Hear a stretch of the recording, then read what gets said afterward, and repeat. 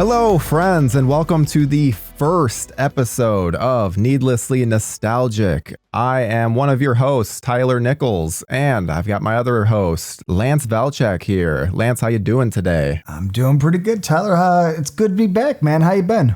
I am wonderful. For those that don't know, Lance and I used to dabble in some podcasting before, but this is us really diving into it full bore and being able to do just audio, because I think the audio, that's like when I think of a podcast, I think of just audio. I know that video podcasts have become such a thing these days, but there's something comforting about just the audio only versions. I always think that the video versions are just essentially mini talk shows done in different spaces. But the podcast reminds me of back where I grew up, we had 97.1 The Drive. And so they played music and all this stuff. But in between, they always tell these stories. It's like, in 1966, John Fogerty went to the Supreme Court. And it's like radio and it's soothing and it's better. I love video, but I do agree. If I'm like, I like this stuff when I'm driving, when I'm doing long projects. So I have an affinity for some good old fashioned audio podcasting, and I'm happy doing it with you, man. Yeah, we always have a lot of fun whenever we get to talk about movies, and that's the main point of this. We just want to be able to talk movies because I don't know, we both love movies, and being able to discuss them is just a really fun thing to do, especially when you are able to do what we're doing, which is going through different franchises and getting to revisit them. And exactly. I'm super pumped for the fact that our first franchise is the mama's boy himself, Mr. Jason Voorhees, because I love this series and I think that it's going to be very, very interesting to go through. Because for those, just to give you guys a little brief overview, we're going to do a new episode every week. And then at the end, once we go through the entire franchise, we will then do an overview where we rank the series and just kind of discuss the whole series overall. So that for something like Friday the 13th, that will be occurring in about 3 months. So no, dude, I'm excited. This is obviously people are listening, they can't see, but I worked at a little independent movie theater in high school, and it was when Freddy vs. Jason came out. And so I remember I talked to my boss, and I was like, "Can I have a banner?" And he's like, "Oh, you want Freddy?" And I was like, "No. I want Jason."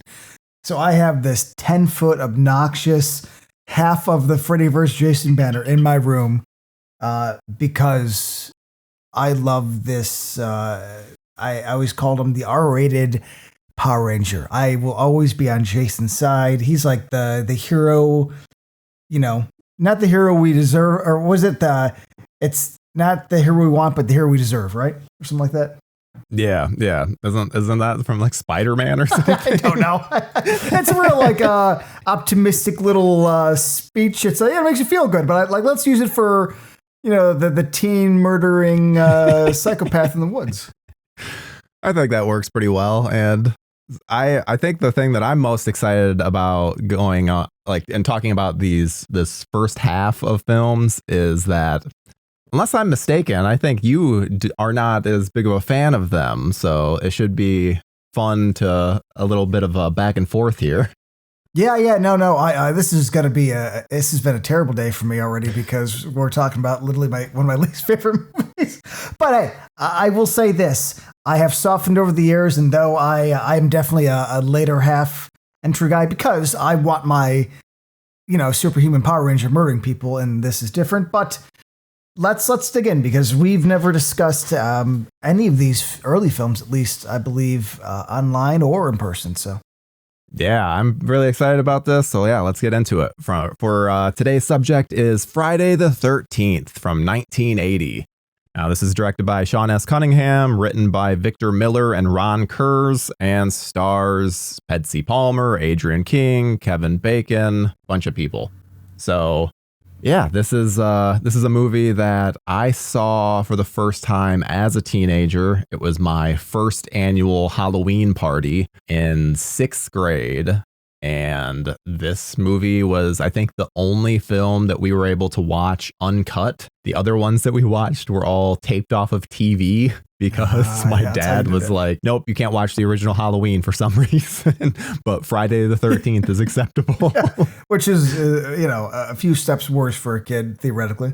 Yeah, it doesn't make a whole lot of sense because I would say that, the Halloween has next to no violence. There's the one tit shot that isn't even in all of the releases based on aspect ratio. And compared to Friday the 13th, where it's got Tom Savini gore effects and definitely a full-on sex scene with Kevin Bacon and was it Marcy? So yeah, I'm bad at names, but yes, exactly. There's way more sex in this. Like they're all hornier, which makes sense because that's, I think, a big part of the DNA of Friday the 13th is horniness. Yes. Absolutely. Well, and one thing that I tried to do with this one was because I'm similar to you in having a bit more of a negative feeling towards this original film. So I kind of tried to, for this viewing, just get rid of all those preconceived notions about the series and just watch it as a singular movie. Like this is try to put my mind in the headspace of someone in 1980 that doesn't know all the slasher boom. It's like we only know of like Halloween and we're not fully in the midst of the crazy slasher boom. So I tried that. So I should state that right out from the jump. Okay. I mean,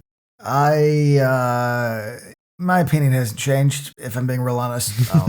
But I'm more, okay, I'm just going to jump in. As a singular movie, even that is hard for me to sort of wrap my head around because even if I take it out of Jason, it's hard for me to take this out of other slashers. Yeah. So I would say that this is one of them. That's one of the early ones, one of the beginning ones, and I think a lot of its credit should be there. That being said, in this point in life, most of this movie to me is more just me being like, well, hey, yes, some people made a movie, and they did a good job, and it started something. But I think the kills are boring. It's overly talky.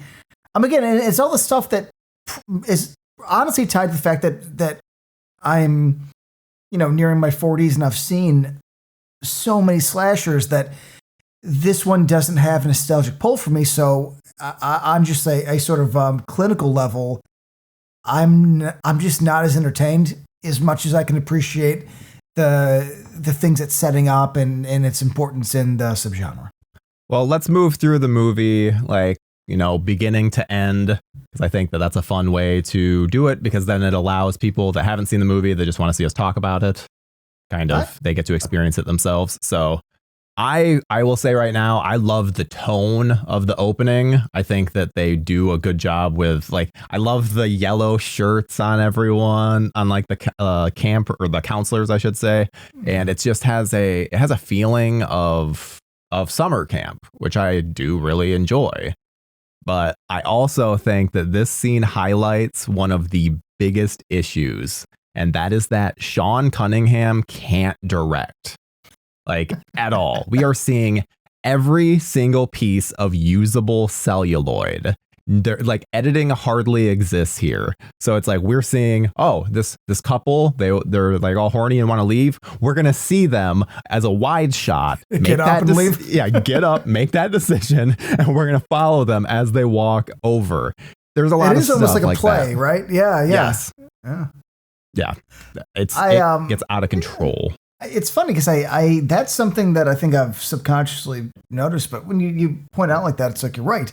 I always thought it just has that sort of DIY POV feel where it's but you're right though. Even when it isn't in the point of view of Mrs. Voorhees, it is just these generic ass wides and characters getting up, walking down, climbing down the stairs, opening the doors. It gets ridiculous. Well, and even too, the reactions of the kids that are being murdered, it's more of I can't believe you did that. Oh, gee willikers. Even the girl, she very clearly just got the direction of you're scared of the camera. You're throwing stuff in its way, because she is just flailing about without there's no actual end goal other than for her to be murdered. Sorry, I was going to say, if you look at it, because I'm watching the scene as we're talking, and she is hiding behind these boxes, but then runs in front of it to the camera, which is supposed to be Miss Voorhees, then back behind it. It's like, what? Stay out of it. What are you doing? Like, stay behind the box. That's your only barrier between the killer, but she keeps running in front of it. Like, but again, because you're right, it's like, hey, be scared. We're just going to move it. It's almost like a practice in acting, only he recorded it and then put it in the final cut. Yeah, you said the stage play, and it now makes me think like, oh yeah, Friday the 13th could 100% be done as a stage play. I mean, you have a lot more difficulty in terms of hiding the killer, but you could do a lot of fun stuff with like someone just being off camera, like with their hand or off stage with their hand just coming out of like the side of the curtain. There's a lot of fun stuff they could do. They've made Misery and Evil Dead into stage plays. Like, this is what they need to be doing. This is tailor made for it. Dude, you're 100% correct. I'm just thinking, I think I would love this movie more if it was keep the same movie, but make it a rock opera. That's what this needs. This needs to have that little like Repo or Jesus Christ Superstar, just a little bit of that sort of heart and soul. I would be more into it if they were, belting back and forth. I think that's where we're going to land on this, actually. That is hilarious, because I mean, I could, if any other film in the series, I'd be like, come on, you're letting your love for rock opera blind you. But here I'm like, yeah, no, this totally works. I could totally see that being a thing. Yeah. Give it to me, man. Give it to me. And as much as this is, we always talk about like Tom Savini's effects and everything. One thing I do think they do a good job with in this is they don't show anything really in the opening kill. I think. No, just a wound, right? Yeah, it's just him holding, and then the girl, it just freezes on her face. So it's like, I like that, because I think it's kind of the Jaws mindset of less is more, where it's like, no, I think you need to ramp up. If you go too crazy at the beginning, then there's no place to build up to. So I do like that decision. I think I did not like it as a kid, because I'm like, what the heck? I want more violence. What the heck? But I think it works well. No, in that you're correct, because you think about it, when this came out, that probably was still pretty intense, even for showing nothing, and that is something that we just won't comprehend, because I'm with you. That's my big complaint a lot. And even if I could appreciate what you're saying, I'm like, I want it to go harder. But you're right, though. This is kind of a mix of a thriller and a slasher, because it is a lot of stalking and things are supposed to make us, scared and creeped out. Mm-hmm. Well, and I'd love the smash cuts right to the credits, which is when we get like the Harry Manfredini score. And I think that's the highlight of this film. That's the MVP, Harry Manfredini in the score. It hits so hard, and this credit sequence is so basic. It's literally just like white text on black. Yeah, Arial font and just 1 1 1 1 2 2. Yeah, and to be fair, I do really like the Friday the 13th coming towards the screen and breaking the glass. Like, that's cool. But everything else about that is so basic, and it's all just that. All right, so then we after the credits, I really enjoy Annie's introduction. She's very sweet and plucky, and I like when she interacts with the townsfolk. I feel like it sets up this legend of the camp really well. Yeah, and it gives you the kind of small town. It's funny because it's like New Jersey, so it's not rural, but it kind of shows you there's a little hillbilly in all of us. Because it's like 8 people in the diner. They clearly eat there every single day. They all like stop and turn. I like that sort of like. What you doing around here? Only it's New Jersey, so it doesn't even have an accent. It's just a normal person. Sounds like, I don't know, Silvio probably. Yeah.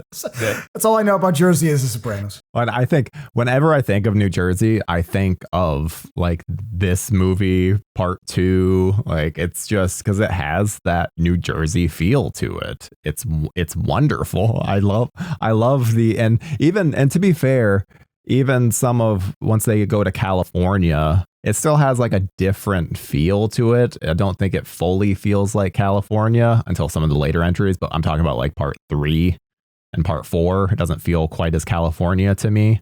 But like, I love the New Jersey-ness of this one and the second one. I've never been. Is New Jersey, so this is the vibe of it?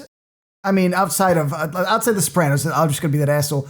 But I mean, this to me gives New Jersey sort of, I don't know, I guess a more foresty, a more scenic feel to it. I always thought New Jersey was more dirty and run down. But again, that could be The Sopranos. I say this as this is my idea of New Jersey. I have never been to New Jersey, and my main, like you, is Sopranos. We're both just talking out of our ass about New Jersey. Clerks, and I'm trying to think of other stuff. And Friday the 13th. Those are the only things I can think of. And Friday the 13th is the only one that establishes any kind of forest look.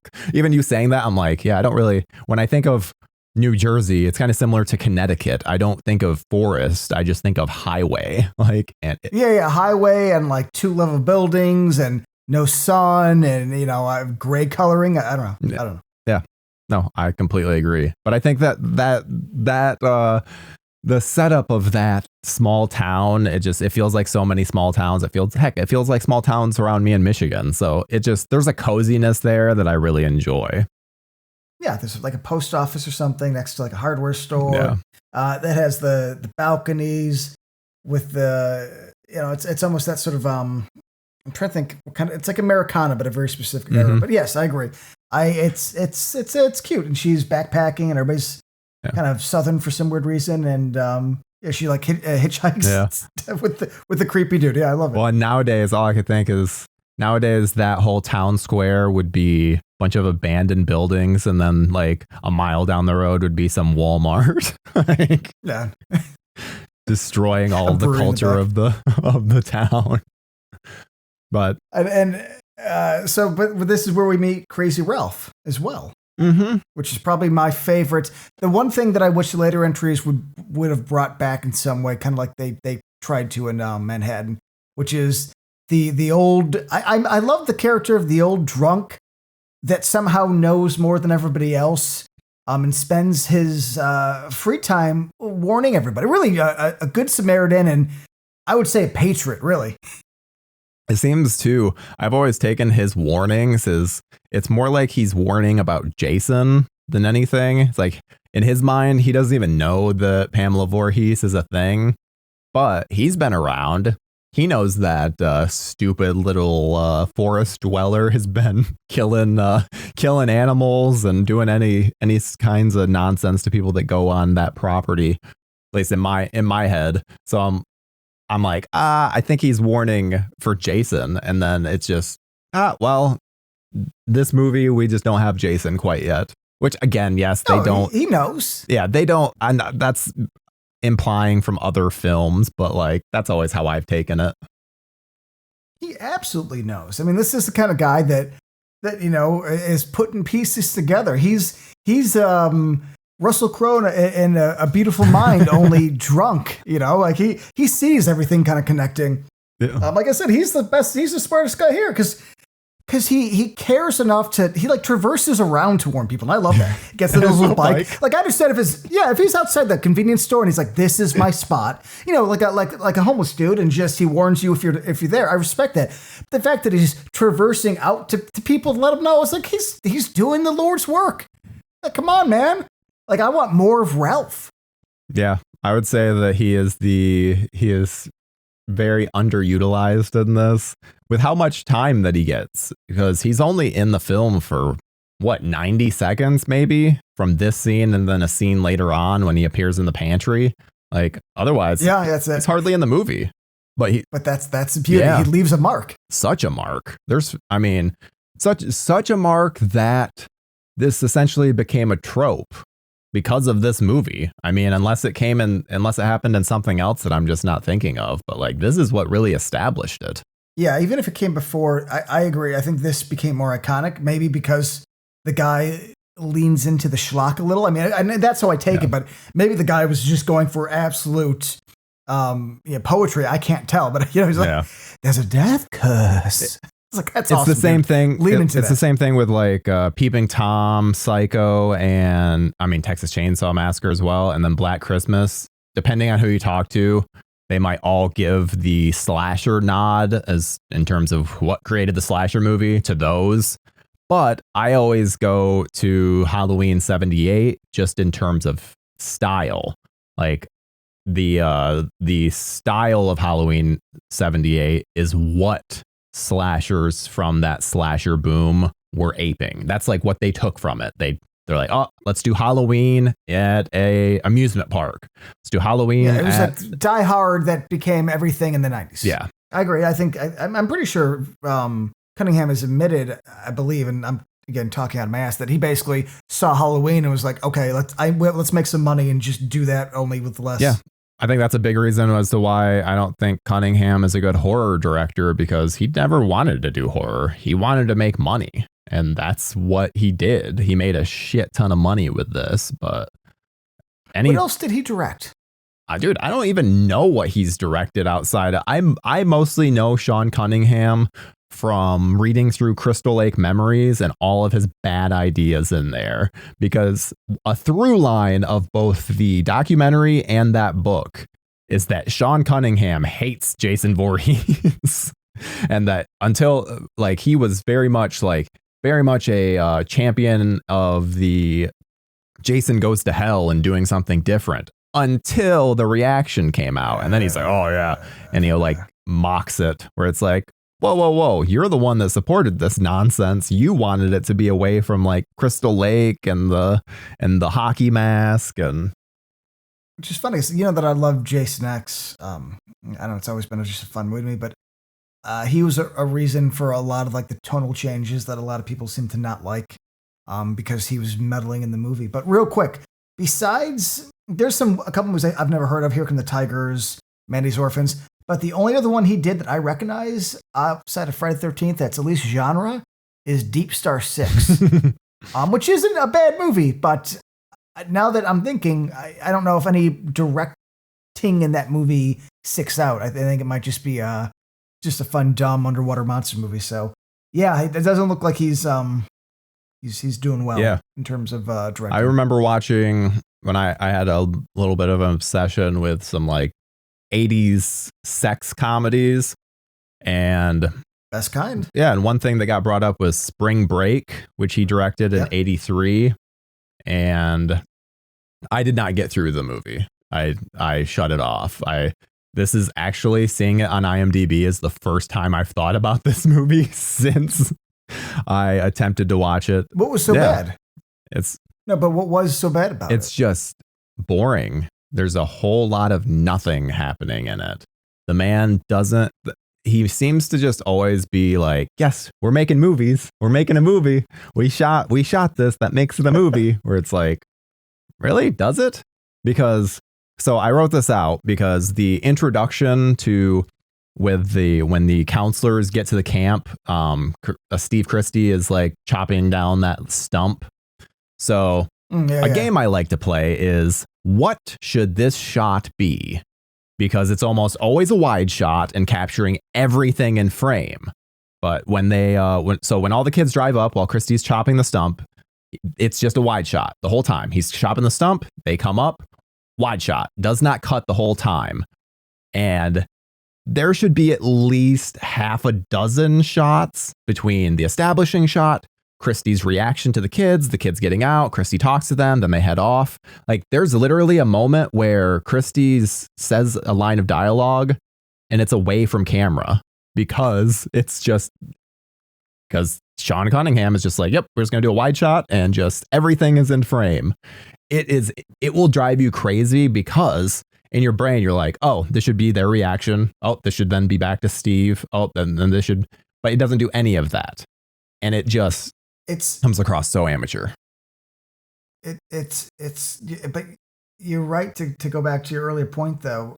Besides all that, his coverage is just so obnoxious that I'm not even sure. Like, a part of me is like, we can probably take the whole scene out. Actually, like just start with him shaking hands like that, because there's a part where the red truck drives away as he's chopping wood, and it's just the truck drive away and the Camp Crystal Lake sign. And that's like 9 seconds. And then it's him chopping wood for like 5. And then it's a wide of the truck coming up as he's chopping the wood more. And then the kids get out in the same wide and walk towards him. I'm like, we could just, why should you take the chopping wood out, you know? It's the same wide from the moment the kids get there, like, and it until that scene ends. AKA, they could have cut it out, but easily. I do appreciate that he's this dorky guy with the old school glasses, is wearing short shorts, shirtless, and like a handkerchief around his neck. I'm confused at the purpose of the costume, but I kind of appreciate that it's so stupid that. That it's just, it's almost like maybe like a dare, like, okay, if we get him to wear it, let film as much as we can. And it's like a practical joke is like 1/10 of the movie. Yeah, I agree. Steve Christie's outfit in this, now that I think of it, I wish that there were more people dressing up like that on Halloween because it would be hilarious because no one would understand. They'd be like, are you a gay man in his 40s? Is that what this is with the handkerchief? And it's something that the pull off would be so hard. You'd have to, the level of confidence you'd have to have in yourself to walk around in that costume knowing that people are just going to think you look like an idiot is impressive and respectful. Yeah, and I don't think that scene actually does much of anything. No, they just end up to the barn. No, they're just talking and fixing shit. It's like, dude. But again, I do think this movie is way too talky for this reason, where, and could just be where I am at life. And, like I said, I don't have a lot of nostalgia with this, but there's a lot of talking for a movie that isn't a talking movie. Yeah. I think a lot of that comes down to lack of content. Yeah. Padding for sure. Yeah. Which, okay, so I want to talk about, because I've never liked this. What is Alice's relationship with Steve Christie? Like, I don't know. Because it seems like she's like maybe he's like playing with her hair, counselor that then they fuck on the side. Because it's very much like there's that line of dialogue where it's like she even says like, well, that's what you looked like last night, or it's like very clearly like, oh, they had slept together. They're not boyfriend and girlfriend. Yes, more of a casual thing, but everything about that is just, it's a very strange dynamic. And I think maybe because this scene happens right after the scene with the pointless scene. So then maybe because of that, I'm like, what's this scene gets that same point across of like the power dynamics, which I assume that intro is supposed to be getting across is like the power dynamics between Steve Christie and the counselors. But this one already gets that across. And if anything, it just makes me even more confused because they don't put any kind of set boundaries on it. It's more of just a thing. Like it happens and then they almost forget about it. Yeah, it's just the whole everybody's horny is what I always sort of attribute it to, because all it establishes is that they fucked, which is fantastic, and I'm happy for everybody, but okay. Take in or leave it out. It doesn't really change anything because they just kind of die separately. So it's like maybe they're trying to really like be deeper than they have any idea how to go, and this is them sort of reaching. I don't know. He looks like he's in his 50s. So I don't know why he's working there. Anyway, does he own it? Is that the guy? Is he the owner? Yeah, he's the owner. Okay. The Christies own. Put on a shirt and hire some people then, Yeah. I agree. I don't like that. But then, okay, so this is, I think, my biggest problem with the entire movie, other than Cunningham and his direction. I really don't like Alice. She is easily the weakest final girl of the major franchises. So like the Laurie Strodes, the Nancy Thompsons, stuff like that. Yeah, it should have been Annie, but I'm assuming that was supposed to be like a fun twist where you think the main character is one, and yeah. Annie had a little more spunk to her. What's the blonde girl's name? Alice is, and I mean this in the nicest way, just very plain. And maybe that was the point. Plain Jane that finally like comes up and saves the day and survives. But I agree, she's far less interesting, and I don't like her tone. To me is like melatonin. Dude, I don't believe a single word she says in this movie. And I think that believability is the core of acting. I think she is easily the worst actress in this film. I think that the character of Alice is so ridiculously weak that they have then just kind of retroactively tried to add these like character elements to her where I'm like, no, that's not the case. Cause like I'll watch Crystal Lake Memories and they'll talk about stuff with her. I'm like, the character is not that layered. Like, not at all. No, of course. But I mean, I think it's one of those like in hindsight things, everybody wants things to have more meaning. Where really what happened is they probably were like, hey, we need an actress. We'll give you $100 for the month. And they were like, sure. Like that's really all that happened. You know, they lowballed somebody. I mean, it's just like, hey, will you work for little to nothing and be cold in the woods, you know? But it's funny though, because again, though I don't think anybody in this movie is a good actor outside of Betsy Palmer, personally. Annie Doe as the actress or the character or how it was written just comes off a little more likable. Yeah. And it's I respect the decision to kill her off because I think I get what they're going for. Like, let's have some balls. Yeah. But it is one of those things that, man, in the edit, somebody should have, or really in the daily should, like, you know what, guys, we need to course correct. You know, it's a whole like when you have something better, you need to sort of change on the dime, and they didn't. I would go as far as to say I would have preferred any of the other girls to Alice. So give me Marcy, Brenda is my favorite character. So definitely give me Brenda. I'm bad at names. Which one's Brenda? Brenda's the one that encourages the strip Monopoly game and gets murdered on the archery course. Oh, yeah. Okay. I have no issues with her. Yeah, I've always been a fan of hers. This is not the movie that I really have much to say in terms of like the acting, because it's all everybody like reads their lines in the perfect reading tone. So whatever. Yeah, no, I get that. Well, and so the Annie's death, I think, is really well done. I love the appliance that they use and just, how it's shot, because you're like, there's a lot of confusion. We're like, oh, who is this person? Because then you're trying to put together like, okay, this Jeep. Then you see like the Steve Christie Jeep later. There are these different things where like, okay, who could actually be doing this? And then when you see the actual throat slit, it almost adds there's like a meanness to it that then kind of gives like okay, this almost feels personal. So then obviously the reveal makes it so much better when it actually shows to be personal. But that throat slit is to this day one of my favorite like slashings of anything. It just looks so good. It's definitely one of the better kills in this movie. I also think a lot of the kills are just stabbings and it gets kind of boring. But no, the throat slit, it's a good frame. It's lit well. I know it like it's that cool. Yeah, exactly. There's a little bit of texture in the cut. Yeah. Outside of Bacon's kill, yeah, I would agree. I'm down with that. It's tame this many years later, but I can appreciate, pulling it off for the budget and the time they had. Yeah. Well, and as much as I talk shit about the camera work, I do love it when it's in the perspective of the killer, where there's one scene where Alice goes out to, what is it? It's Harry Crosby's character, Bill. When she goes out to Bill, which by the way, Bill is wearing this amazing outfit. When we talk about great like Halloween costumes, he's wearing like white pants with red suspenders and no shirt. I love it. It is the best look where I'm like, I wish I could pull that off, because that's just a great look. But I do appreciate the open chestness of the 80s. I felt like I'd have been more in my element. I don't think I could pull off any of those looks, but I'm just saying at least they were willing to try, and I appreciate that.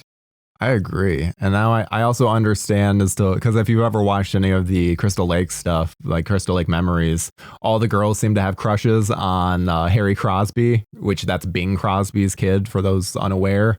And all I could think of is this scene where I'm like, how much are they just thinking of this? The fact that he was shirtless during this. Yes. Shirtless in good shape. I mean, yeah, everybody's young and horny, man. Yeah. That makes sense. But it's great because like there's a moment that watches that's like from behind a tree where it's watching Alice come back from talking to Bill, and Alice passes by, like right by her, to the point where the camera has to like hide behind the tree. And I mean, as much as I talk shit about Cunningham, the thing that works about it is the fact that we're sitting in that moment and getting to see, and how long it lasts with no cuts is what makes it so good. I won't fight you on it. I mean, the POV stuff is fun and it's unique for this. I don't.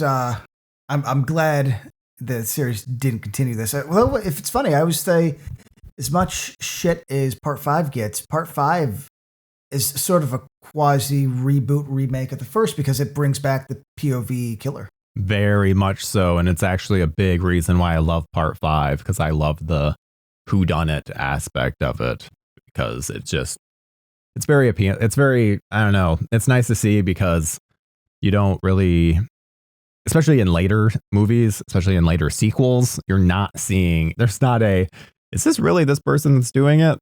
Yeah, we're too far along. It doesn't make sense, but for the reboot of the series for Part 5, I kind of respect they went back to the vibe and version of the original. Yeah, I completely agree. So what do you think about the snake scene? Because I feel like that is so fucking random. It's a patter. I'm just gonna say it. I'm not as bothered by stuff like this as other people.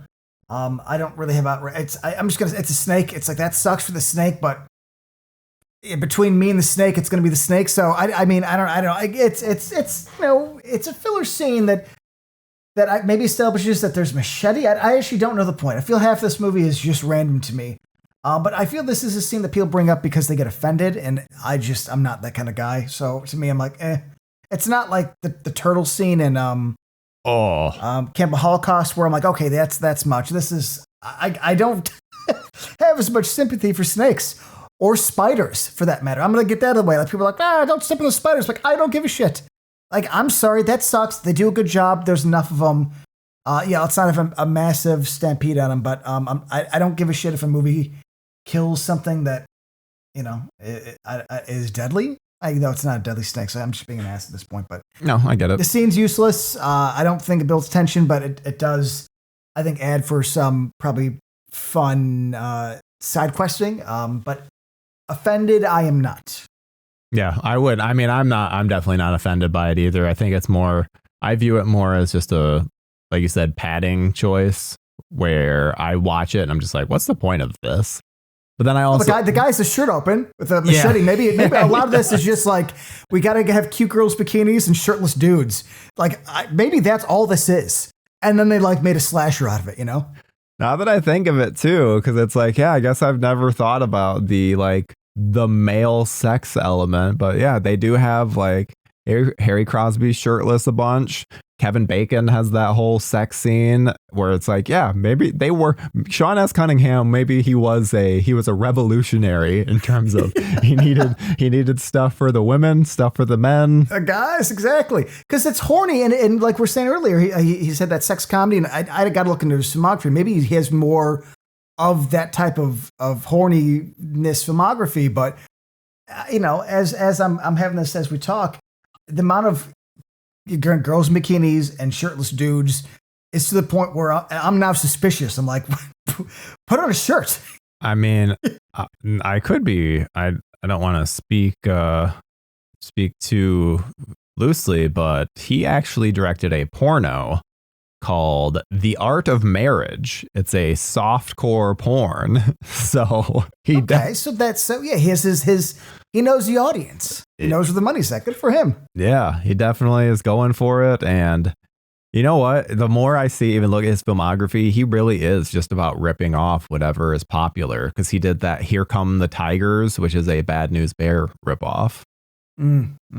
So this man, hey, I mean, I bet he would have done some comic book stuff in 2009 if he had had the ability. I appreciate people trying to make a dime quickly, but the thing is in the worlds of Lloyd Kaufman and Charles Band, I'm like, Cunningham, buddy, you were before them, and you couldn't even get on the field, you know? Yeah, completely agree. And okay, so snake scene's done. This is when we essentially, I call it killing night. This is when killing night begins. Because this is when the movie is really off to the races, and it's just what I would call great kills, but it sounds like you would not. Well, let's see. So we got Ralph reminding one more time. We got the cop that shows up and can't ride his bike afterwards, which I think is always kind of funny. Oh yeah, I never noticed. So like, I think can't ride. My 20s, somebody pointed out, and then like it's one of those that you see it and you can't unsee it. Now it's like that's all I can focus on is the guy just doing his best not to tip over. And as somebody like doesn't know how to ride a motorcycle, I'm like, poor guy. I can imagine like lying to get on the film set to get a job. Like, you know how to ride a motorcycle? It's like, absolutely. And then she'd be like, well, and then the guy the police officer from the second one doesn't know how to drive a car. So it's like, what is with them and hiring people that don't know how to operate the machinery that they need to operate? Because that's revealed in like the Crystal Lake Memories doc. He's like, yeah, I didn't know how to drive. It's like, what? Excuse me? As somebody who was raised in the suburbs, like it's fascinating to me. But when I eventually moved into the city and worked like downtown, the amount of people that I worked with that just didn't know how to drive at all was so high that it weirded me out. I mean, it makes sense, but it's just one of those things where I'm like, we live in such different worlds. This person's like, I couldn't drive a car if you gave me the keys now. And it's like, shit, when you're like 16, you try to get as fast as you can. Hell, I mean, I don't know about your school, but mine provided driving lessons, but it was a lottery. So if you didn't get it, you had to like go to a program after school. That's how important was the drive. So like, I'm assuming they just got a bunch of city folk.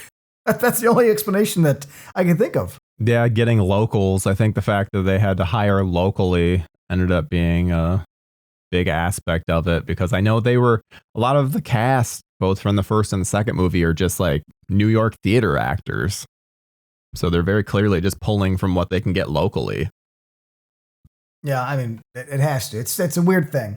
But okay, so kill wise, what's the first one? Is it going to be Bacon's? Because I like Bacon's kill. I think it's probably the best. I think Marcy's. Well, technically, Ned is the first death where he gets killed off screen, and then we get the reveal while Marcy and Kevin Bacon and Jack. That's it. Marcy and Jack are fucking, and then it goes pans up to the shot, and Ned's dead in the bed. So then it's Marcy is next. She gets the axe in the face, which. Is Marcy, now again, I'm bad at names. Is Marcy Bacon's chick? Yeah, she's cute. Yeah, it's an okay, I know. I think a shot that's been done better late in this series, so I guess I'll give it credit for being the first, but it's the budget constraints here. Yeah. I think make the kills very, I don't know, cheap. Revolutionary, but also over so fast. Because I watched the uncut version, which even adds more. And dude, it's over in a flash. It's it's the shot of her being shocked, axe hitting the light to prove that it's a hard object, and then it's the shot of it in the face, her dropping down in the frame with it already in her face. So it's very brief, even in the uncut version. Yeah, and I'm assuming that's because of budget. And this is the sort of duality that I have to deal with, because, I want to complain because I don't like it, but I also have to be wise enough to realize that the time, the place, and the money, that was probably pretty good. I'm thinking, okay, what if I had only had, I don't know, what is it, like $20,000, whatever this is, in today's money, and I had to get my friends, so I try to keep that in mind. And so I'm always got to price it the same thing, which is it doesn't do it for me, but I can't say it's bad because I understand the way history works. Yeah, $550,000 budget in 1979 would have been when it was filmed. So like, yeah, that's not much money, especially, I mean, in today's dollars, like that's probably what, like 2.5 million, I want to say. So probably. I mean, I'm bad at math, but yeah, I mean, but which is nothing. You know, absolutely nothing. Just what, you know, unit costs and just the cost of everything. Yeah. Yeah, we often praise indie movies that are like $10 million. Like people are like, oh, this indie movie did so well. Or it's like, well, that's kind of the lower tier. Like you need about 10 million for that kind of stuff. And obviously, yes, there's a whole nother form of like indie that you can do it for less money, but it's tough. And so the fact that they were able to do this, and also too, another thing is the MPAA. Like the MPAA are much more lax these days, like much more lax. Yes. It's funny to think because for a good chunk of my existence and things that I loved, that was like a rallying, that was a rallying cry. You got it. You got it. That was a rallying cry of sort of the disenfranchised. When I was growing up, it was like I would have had a tattoo if I was dumb enough and had the money that said like fuck the MPAA, because every documentary and every sort of info I could get on a movie behind the scenes would always include that the MPAA always screwed them. And now we're living in this great time, which I should feel better about, that like an R-rated movie could come out and that would have been NC-17 in 1998. And in 1980, it would have been, I don't know, banishment, you know? The stuff that appears on network TV, not even cable, just network TV can be mind blowing, where you're just like, what? That wasn't even allowed. Cause I mean, we'll be going over this a lot in the coming weeks and months, because there is no series that has been more gutted by the MPAA than the Friday the 13th series. So it's just kind of adds to fuel to the fire of just how insane it is that like they had such issues with this. Yet nowadays, I mean, Walking Dead, which is technically on cable, but like Walking Dead has more violence in a single episode than any of this Friday the 13th. Yeah, I would say most of the series, actually. Dude, I saw, speaking of, because I always think this is a different universe's Friday the 13th, but I saw the original Hatchet in theaters, the R-rated version, and the gore in that is gore than the entire Friday the 13th series, unrated, untouched alone. And that just shows you like how far we've come and just how lax violence is becoming accepted. And it's good because, there's been documentaries on the MPA and how it's a secret cult, basically. Mm-hmm. There is no sort of format. You can't really get explanations. They give you vague things. So it's like, I still hate them, and I don't think we need them. So I am glad that they have less authority, it seems. Well, I should say too, because I always refer to them, even in current videos, as the MPAA. Technically, they are now the MPA. I keep on. Why would they take an A? No, why? That's a great, because I think they're just the Motion Picture Association. They're no longer of America. They have more authority these days, I think. I assume that's why. Because I actually got corrected on one of the videos that I did. Because they're like, hey, I would have been the MPAA aren't a thing anymore. They disbanded, and I was like, that's not my problem. Yeah. That's not my problem. Guess what? It's still Puff Daddy. You get one name and that's it. I'm not changing. No, you get the two A's. You get the two A's because that's what you were. And if anybody ever corrects me in that, but don't you ever tell me like how to say this sort of fascist, useless program. Like I'll call it whatever I want, My own logic towards it has been, I'm still going to refer to it as the MPAA, because all the stuff that I'm talking about, it's the MPAA during that era. So that's the mental gymnastics that I do. It's like the WWE. It's the WWF. Oh my God, you're the different person. I'm sorry. I forgot that you're the opposite. I was going to say, I'm the wrestling guy you're talking to here. So I will actually spit some facts to you of the fact that WWE has actually been their name longer than WWF. That makes me not want to live. That makes me realize that I've gone on too long and that it's time to take my hat and hang it up. Like that'll do. That'll do. It's like if I've lived long enough where the WWF has been around less than WWE, and that is true. I'm not even a wrestling fan, but I'm oddly a purist for random things. That that ruined my day. Thanks. That's what I'm here for, man. Oh man. Well, let's continue to ruin your day and go through the rest of Friday the 13th, because the next kill is your favorite, which is the Kevin Bacon kill, which I think is classic. Yeah, it's my favorite in both the movie, but then it's maybe my favorite of the whole franchise. I love the sleeping bag kill, so it'll be tough, but I think it's my favorite. I'm gonna try to keep note. Oh wow! Oh, the whole franchise? Yeah. Okay, I love the whole. Which also I didn't think of it until this viewing. So we have Pamela Voorhees kills. Oh, spoiler alert! I assume everyone knows.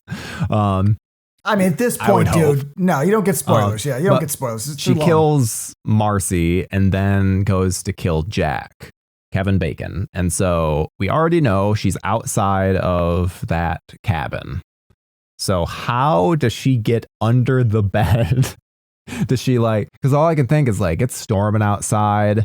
And I'm not sure if you've ever been in one of those cabins before, but as soon as you even open up a cabin door, it's you hear all the noises from outdoors. And so it's how did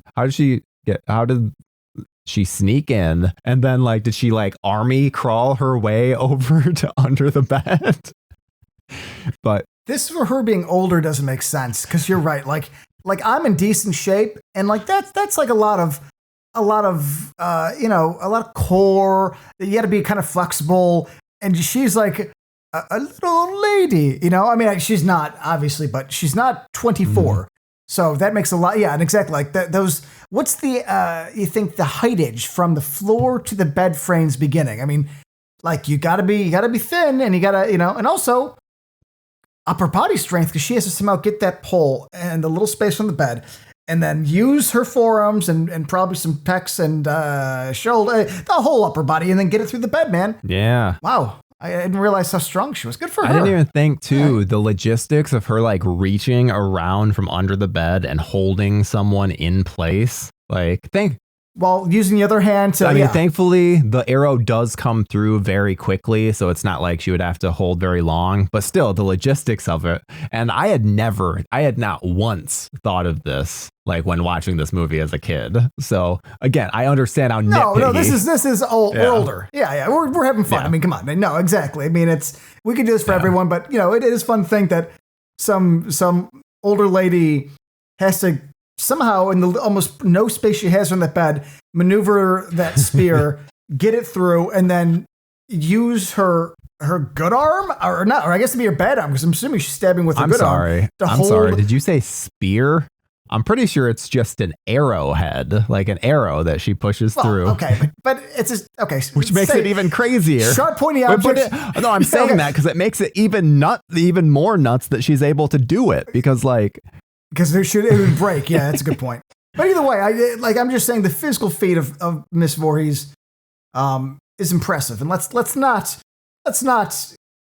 forget to give her and her amazing strength some credit, because you're right. Now that I'm thinking about it, it's dude, good for her. She's lifting on the weekends. She's going for sprints. She's a beast. That's all we can really say. She did her CrossFit. She's jacked, dude. She's jacked. And take off that sweater. She has forearms and the biceps and the triceps to challenge. When I think of Betsy Palmer, I think of dump truck. Lifter for sure. Yeah. A woman that could move things if need be. Absolutely. So after that, they have the strip Monopoly, which I think is very fun, because I think it's one of the most real moments I think that the movie has, because that feels like something that the counselors would do. Yeah. And it establishes why Brenda is my favorite, because she makes the best comments during that scene. What is she? I don't know. It's her whole idea to do the strip poker in the first place, and she's just very playful with it.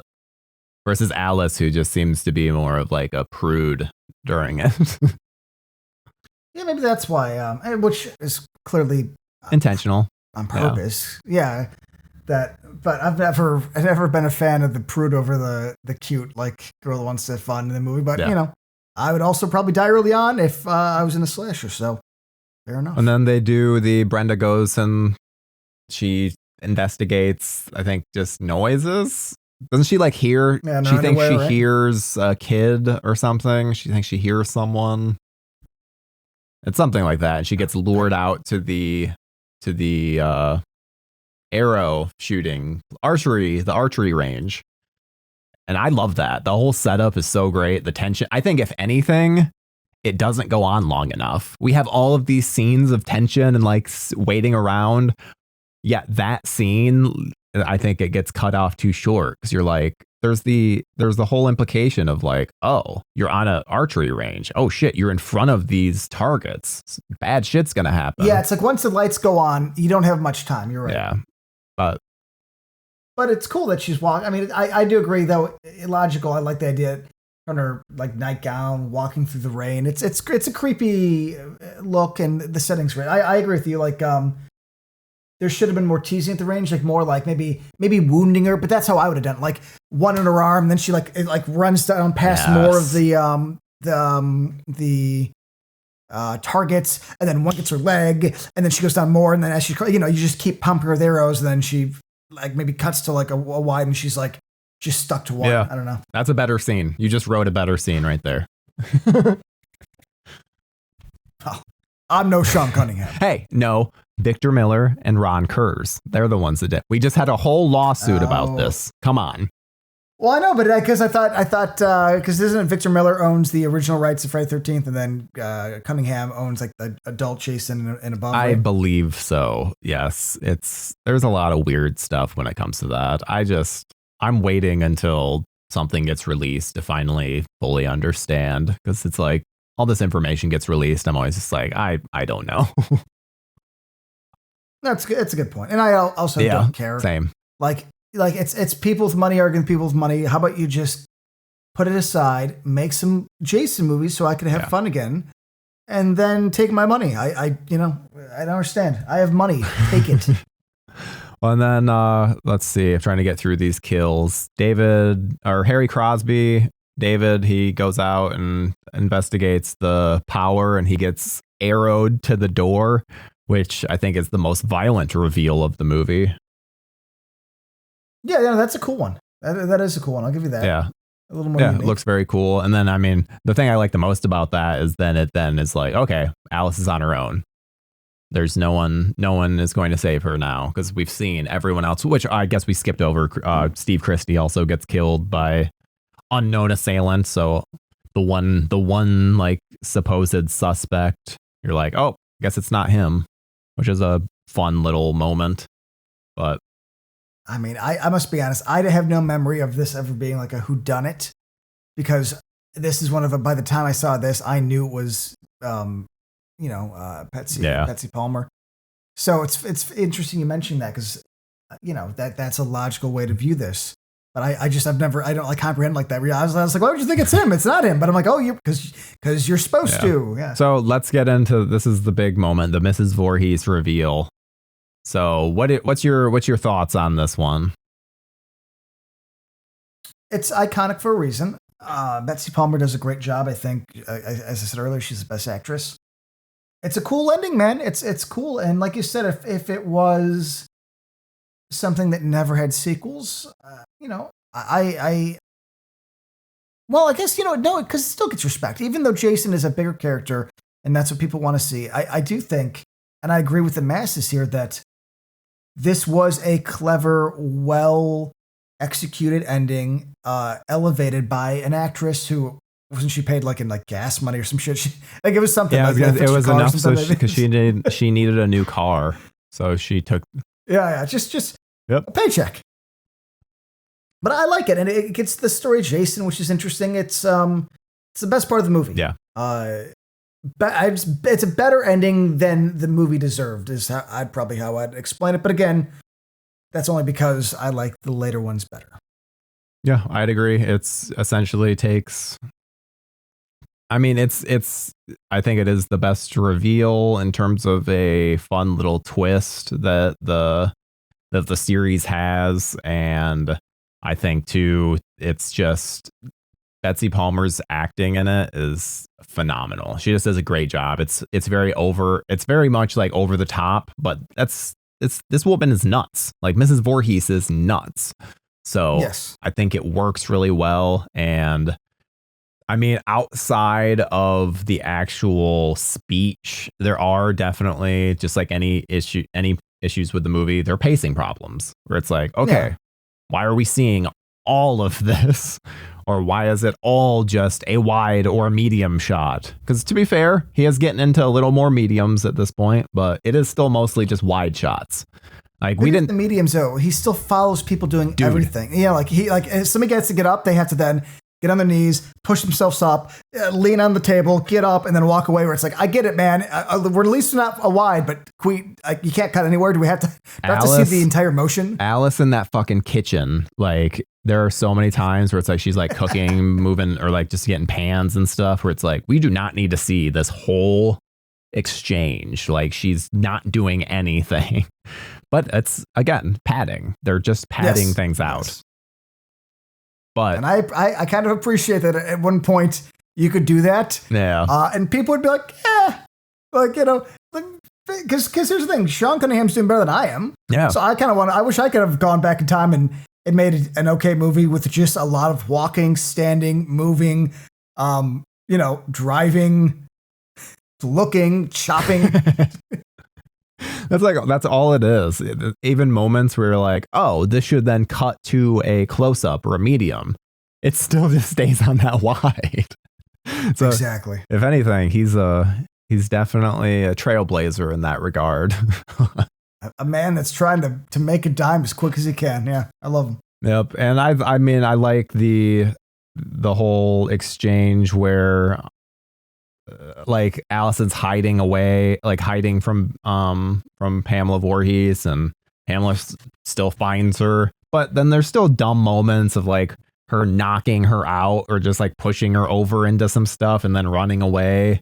It's like, oh my God, the blocking of this is so dumb. Like, give me a little more. Like, it's just doesn't. It makes you realize that there's like nobody's a stunt person. They all have to do it for real. So everything looks very safe and sort of like, you know, just like one of those soap opera kind of falls where it's like, oh, okay, yeah, I like that. Like you fell in a way that is very safe, and you know, and you guys are wrestling in a way that's very kind. The beach battle, yeah, where it's just like you can just tell, or it's like they're very clearly not trying to hurt each other, but trying to like be nice with it. Yeah, which is hilarious too, because I know that Betsy Palmer like had to be told like, hey, we don't hit people in film. This isn't stage play. Like That's awesome. She was trying to slap a bitch. It's like that's the Betsy Palmer I like. That's why I like her in this movie. And also how unapologetic she is when she does or if she's passed now, but when she did these interviews, it's like she just like doesn't give a fuck. And I love that.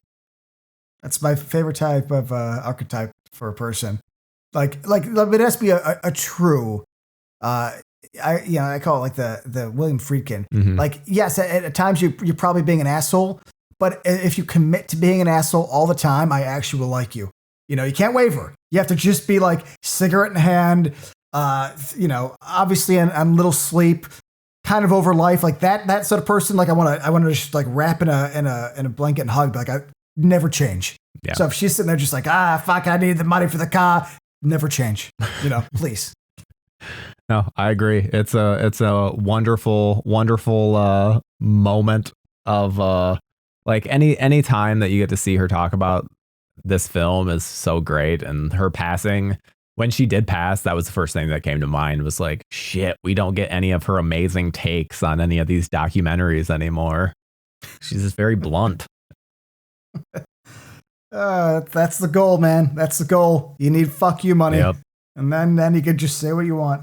Well, we got the big shocking ending. So this is one thing that it's the big moment. And even this moment is still technically a ripoff of Carrie. And Sean Cunningham admits to as much, but it's just kind of funny where it's like, yep, there's no original idea out there. It's all just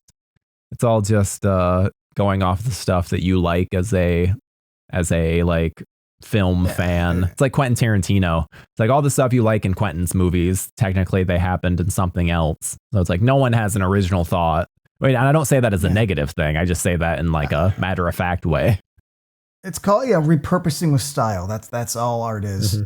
In this ending, I don't know, it's fine. It's iconic and I'll give it that, but all it does is just confuse everything else after. So dude, this ending is the only reason that we get your goddamn amazing sequels that you love. Well, we love. Sure. And so I said it's iconic. It helped out, sure. But I'm just saying, now let's look at it all these years later. It's confusing because Jason's an adult in the next one. Really, all you had to do instead of this part, which would have been less cool, but then you cut to like a POV shot in the woods, or maybe even behind the character, so it's like in silhouette of this hulking, sort of long-haired baghead dude looking over at her in the boat, and then we establish that Jason's around or somebody else. But it's like, okay, but he's a boy, then he's a man. It just makes it just confuses it because it's like I can't explain where Jason from right now to Jason to part 2, how that even exists. Like, there's not a good through line there. The continuity issues between it makes no sense. Yeah, this series and Halloween both just like always have bad continuity problems.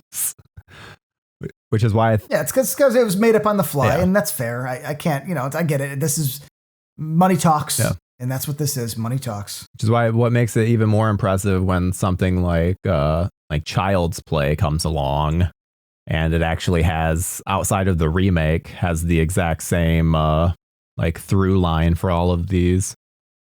It's actually what I respect the most about it. And I don't love all of them, and I'm not in love with where it's, like I have issues with the Chucky series. Yeah, same. But I absolutely respect it the most in terms of they never wavered. They change, but I love that it always connects. And it's convoluted as can be, but I absolutely love, that's like the stuff that we grew up on. Only it's one guy, Don Mancini. But, I also like, though, let's use this series, because it was the 80s where they didn't plan a sequel, but the sequel had to continue. It had to continue off of this one. So the characters in the beginning, part 2, like it's not one of those, like they kind of vaguely like mention a thing. It's like, no, it all takes place. Like this one ends and this one picks up. And I know it kind of falls apart towards the later sequels, but I've always loved that idea of a director like getting a chance to make a movie, but it's like, okay, but you need to start right here because that's where we ended. Wherever you want to go, have fun. But it's like it's a cool handicap to me. It's like, okay, he's at the bottom of the lake with a chain and a rock. Go. I'm like, okay, cool.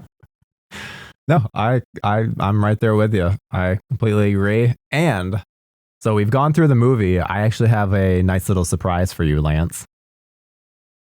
Is it a gift? Are you buying me liquor? Should I check the door? So I know how much you hate the out of 10 rating system. I do. I grew up. I am from Cook County. We do 4 stars and 2 thumbs up. That's all you fucking get. This 10-star stuff. This 10 IMDb crap. Sorry, continue, sir. So, I mean, that is what we are going to be doing. We're going to be doing, instead of an out of 10, we will be doing a 4-star program for this one to satiate Lance. But also, I mean, for myself, Lance and I have had these talks like off air, but I'm very much like a 10 number scale is very much just like, it's not something like if we were to do the Friday the 13th series, I would not give a single 10 because of how I'm very stringent with that number scale. However, we switch it to a 4-star, then I'm also why not? I'm gonna be a little. I'm not nearly as like stringent with my like. No. This is what a 9 out of 10 is. This is what a 10. So I'm going to view this as more of just in the world of Friday the 13th. You know what I mean? So this will be based on just that. This is in terms of a Friday the 13th movie. This is what I would consider. Okay, good. So what do you rate it out of 4 then? So out of 4, I still do enjoy elements of this, but I never rewatched this one. No, me neither. As a matter of fact, I think that this most recent, because we had a Friday the 13th fall in October, and just because of the fact that I hadn't watched it in so long, this was the movie that I watched that Friday the 13th. And it was my first time rewatching it in quite some time. And even rewatching it for this, it took me 3 times. I paused it and had to do other stuff multiple times just because it doesn't, there's so many lulls and so many bits of just boring pieces that then I'm like, I could do this instead. I could do that instead. So I would give this 2 stars. What about you? Interesting. So it's funny. When you said we're doing out of 4, a part of me is like, I don't think I could give it a 1 because that it's almost still disrespectful. Like a 1 would be like my personal thought, but that's not taking into account sort of what this did, where it started. Mm-hmm. And also I can't separate this from the rest of the series and other slashers. I have a hard time because I didn't see this first. I saw this I probably rented this one dead last if I had to guess, because my big thing about the video store when I was a kid is I just rented the coolest cover. So if it said Jason 6, like I know people that be like, no, I as a kid I had to watch the first. I was like, I couldn't give a shit. My first Nightmare on Elm Street was number 4 because Freddy's weird metal gloves ripping his face, and I was like 7, and I was like, I want to watch that.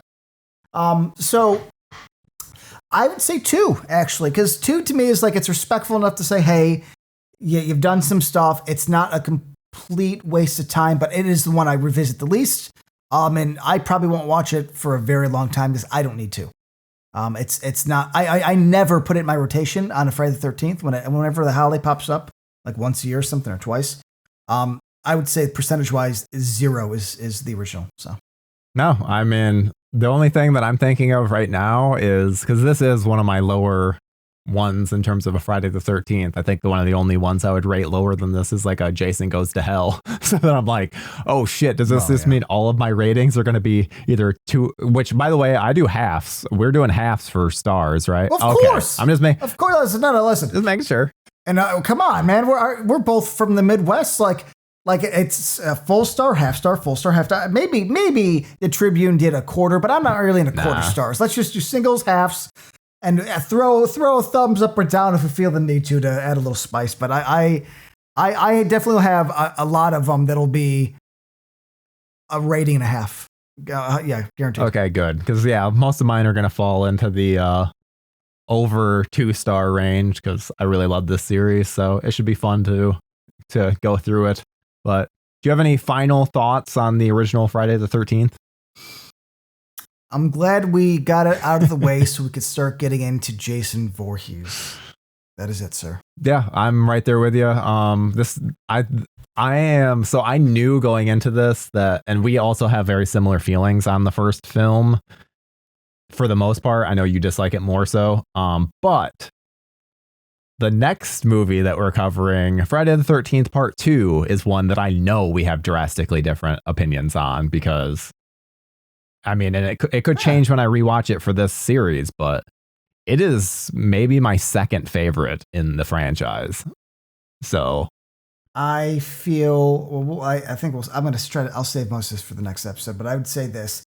I have seen somewhat recently, I would say in the last decade or half decade, that movie gets a very, very big reappraisal from the community, which is super interesting to me because it means that I'm living long enough to see sort of like opinions change in drastic ways in movies that sort of I thought were settled. It's an interesting thing I'd like to discuss sort of as the series goes along, but that very specifically, the number 2 has gone through, I think, the biggest change in public opinion that I could remember for a major horror series outside of maybe Nightmare on Elm Street 2. Yeah, I mean, I would agree with that. I think Part 5 has also seen a bit of a resurgence, so I think it'll be fun to be able to talk about these. But yeah, I think we've pretty much covered it. So make sure that you are liking everything that you can on whether it is Spotify, Apple Podcasts, wherever you are listening to this podcast, or even on YouTube itself, make sure that you are thumbs upping, just subscribing, making sure that you spread the word to other people that like Friday the 13th, because here on Needlessly Nostalgic, we will be covering the entire Friday the 13th series from part 1 all the way until the wonderful remake, which we both love. Hopefully by the time we finish, there will be more information out about the Brian Fuller A24 show so that we can talk about that a little bit when we do our ranking episode. But otherwise, I'm just really looking forward to going through the series. So Lance, thank you so much for joining. And we will see you guys in the next episode on next week. Yeah, that's really all. Take it easy.